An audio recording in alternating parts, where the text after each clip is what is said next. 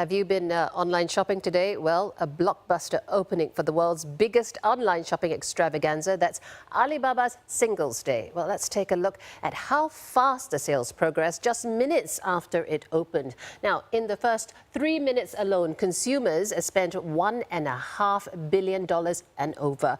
And it took only 15 minutes for the e-commerce giant to make $5 billion. Now, 97% of which were accomplished through mobile devices. And just over an hour, sales hit a whopping $8.6 billion. And shoppers came from more than 190 countries, wiping out a variety of discounted items. You can count iPhones as part of that, refrigerators, and at a rate of 256,000 transactions per second.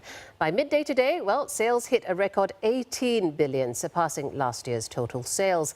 But analysts are still expecting more records to be made. Citigroup predicts that Alibaba will see an over 30% rise in transactions and fetch a total of $24 billion. Pretty amazing stuff. Now, even though more Chinese consumers are going online for their retail therapy, accounting for 15% of all retail sales, malls are not dead in China. The real threat to retail in China may not be online shopping. It's the increasing likelihood that the country's e-commerce giants will turn their attention to doing bricks and mortar better. Valerie Tan tells us why. The biggest shopping mall in East China. A mega 300,000 square meters of retail therapy and 200 restaurants and bars under one roof. Suzhou Center is one of 6 new malls launched in China this year by Singapore developer CapitaLand Mall Asia, who says even though more Chinese consumers are shopping online, physical retail is not dead. Large social gatherings and also get-together are a big part of China culture. We evolve malls into social hubs that will provide a place for people to get together. To counter the onslaught of e-commerce, malls in China are adapting to survive, offering products and services shoppers can't get online.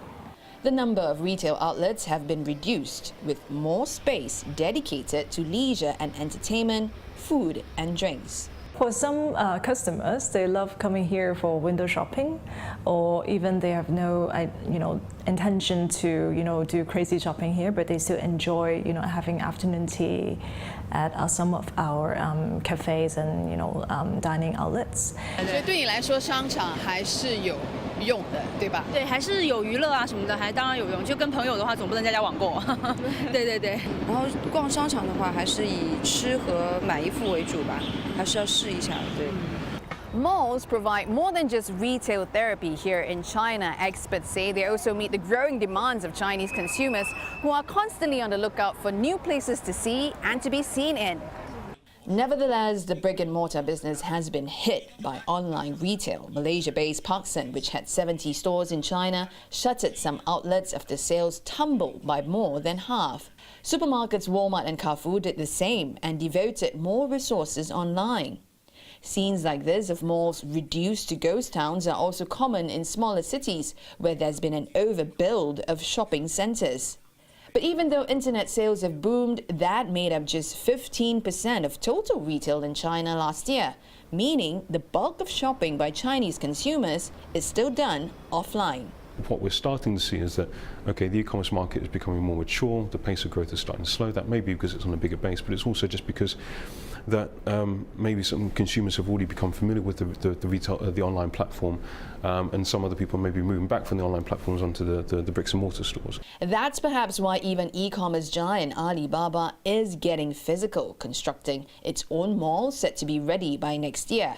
Set to combine online shopping with in-store experience, experts say it's a winning formula that's expected to meet the social and commercial needs of the average Chinese consumer. Valerie Tan, Channel News Asia, Shanghai.